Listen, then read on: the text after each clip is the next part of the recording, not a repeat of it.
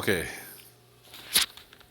so this is gonna be weird. I get it, but the last maybe 2, 3 weeks, I've been listening to the Conan the Barbarian children's cartoon series. Right?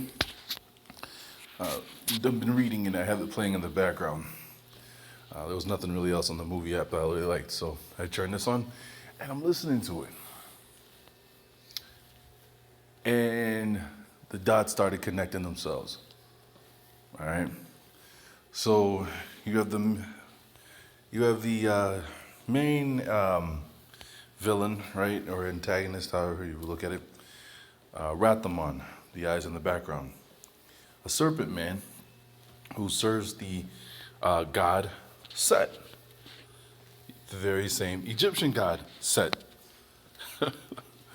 who keeps sending his reptilian men to Earth to do his bidding.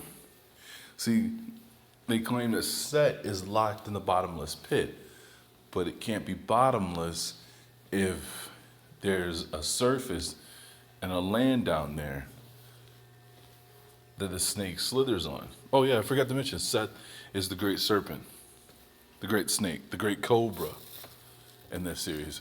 So I mean, this also led me to do a little bit of reading around about Set because I've heard about him in passing with the whole Egyptian stuff, and then people try to say the Egyptians, the black Egyptians, they try to say, oh, see, Set, he's actually Seth of the Bible.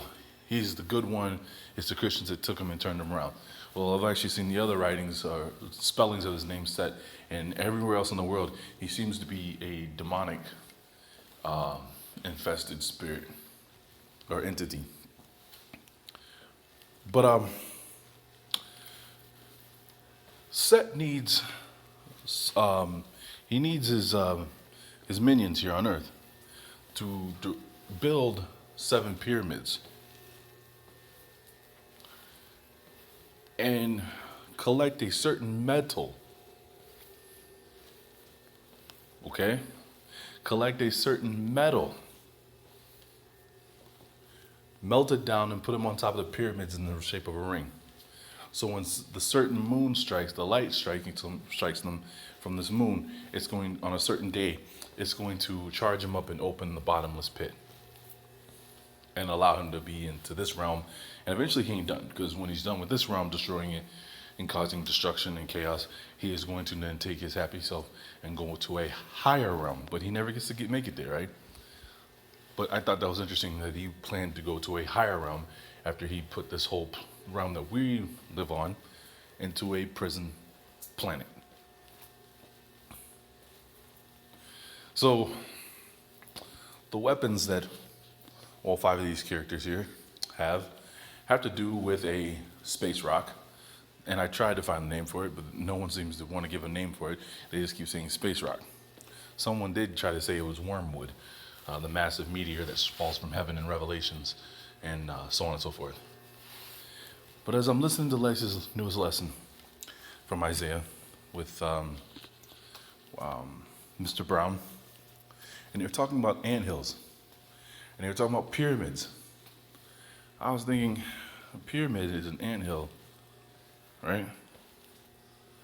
In this case. And then this also has to go with Lex's lesson that he did before about the ant people, the ant men, and them coming out of the ground and stuff. Because you think about the Navajo and the Hopi, how they have these drawings on well, they claim that they're theirs, but who knows who really did it. But there's these drawings that are on some of the rocks out there. And I watched one dude, one white guy go out there, Caucasian guy go out there and try to explain that this was the sign that Moses had made it to the Americas. And he breaks down that Moses was the big character with a staff in his hand, having a war with these giants and ant-men, and that his staff was actually some type of laser gun. Now at the time, I gotta admit, I thought this dude is off his Bleakin' rocker. There's no way. Because what really threw me off was the whole thing that Moses having horns coming out of his head. So I said, no, there's no way. You got it all wrong. Now I want to go re-examine it. So I had to go find that video. It had something to do with the Hohokam and those round homes that they build out of clay out there. And that's something else. A lot of well, I'm getting off topic, but I started noticing something too because I posted these in the past.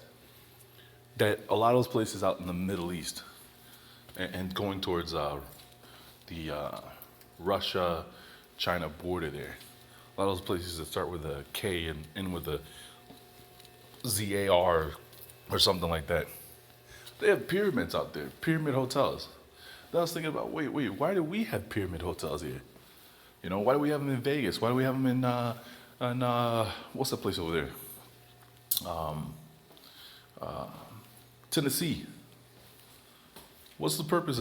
And I started thinking, I wonder if in secret they're building all these pyramid hotels so they can reenact the plan that was here in these cartoons that they had to build. I mean, they had to build 7, but who knows how many they actually had to build to unleash the bottomless pit, right? And then when we're talking about Mr. Brown, we're talking about or Joe was talking about the rocks, the certain rocks that the ants were picking up. All through this cartoon, that's all this dude Rathamon wants. Give me the star metal, so he can melt it down and put them on top of the pyramids. And I'm like, whoa. These ants were only picking up certain rocks? And then they start talking about the rocks being lava from outer space? And yet this is star metal from a star from outer space and no one wants to talk? I'm like, wait a minute. Okay. And of course, there's a time where they fight Seth in the future, and he's got his own palace, and you see the whole the god Ein Sofa, the snake with the wings that circles back and swallows himself. Sometimes you see it on a serpent that's around the earth. I know the Ashkenazi Jews believe that this serpent, what's his name there, Ein Sofa, was here on earth at one time. And right now he's flying through the universe. And their will is to bring him back. He is the serpent that comes back around and eats himself. And when he comes back, they'll rule. Now it's started making me wonder, are the serpent things real? I mean, I got off listening to David Icke because, not off, I quit listening to him because dude was getting annoying. He taught the same thing every single day he got on there and nothing new. And it was like, wait a minute, it was almost like going to church. I got to the point where I could preach a sermon and I got frustrated with it. So I get frustrated like that and it's like, there's nothing else here, so I stop. The chick here in this picture, right? She's supposed to be half, I forget the empire that her mother rules, half that and half the serpent. So, weird.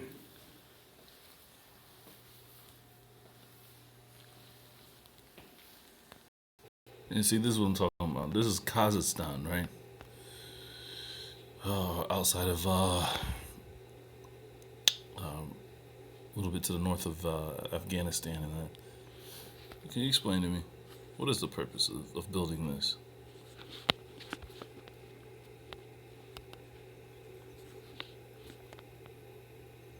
Look at that. The massive ball, the 2 towers, the 2, what's it called, columns, right, of masonry. These are what we're taught. Hold on. Let's see if I can get a different picture here. There's a pyramid, look at this. You ever seen anything like it? No, I don't want to add it. I don't want to. No. Man.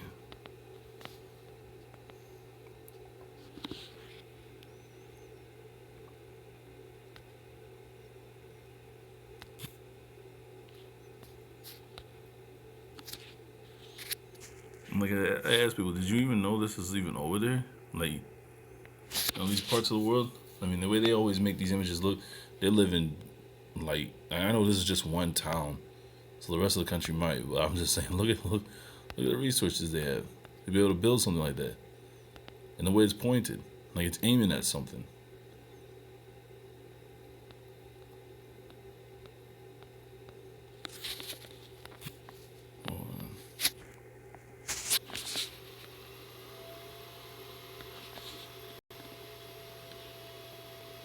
Oops, nope, stop.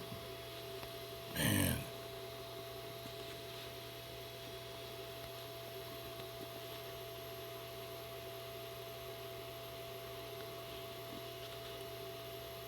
Kazakhstan's new capital does not lack for exotic buildings, some of them best described by irreverent local nicknames: the banana, a bright yellow office tower, 7 barrels, a cluster of apartment towers, the cigarette lighter, the Ministry of Transport and Communications.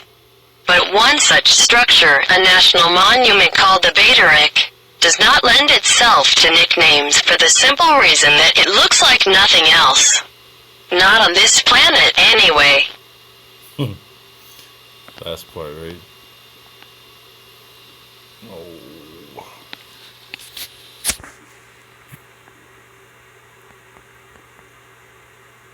Look at the way that... It's like leading up to the runway. Look at that. I want to find this other one, though. It's got the image of...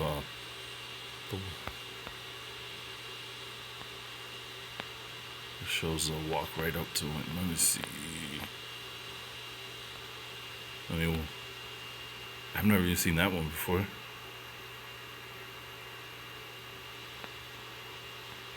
That's what I was looking for. Look at this. Look at this. Oh, better. Look at that. Look at that. And oh, we gotta get the image of, because right behind it, it's a pyramid, and only the top of it, once again, is capped, and it's capped blue. Hold on. That's not what I'm looking for. Oh, that's awful.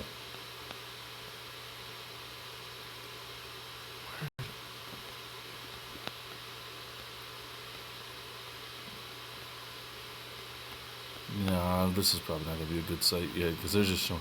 I wanted the one where they actually showed you from like the ground view there, looking right down the barrel of it. Look.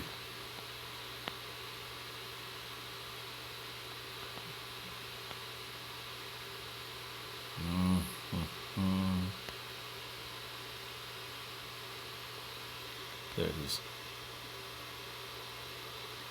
Look at that. And that big ball and chain was right in front of it. Look at behind it is what I'm talking about, the pyramid.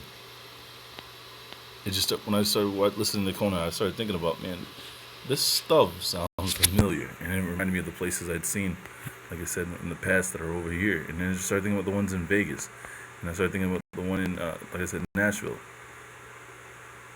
I thought, isn't that interesting? So, and like I said, you just sit over there, you find there's a lot of places in this part of the world that, I mean, I always thought it was supposed to be desolate, destruction. I feel bad for the people. Then come to find out, there's this going on.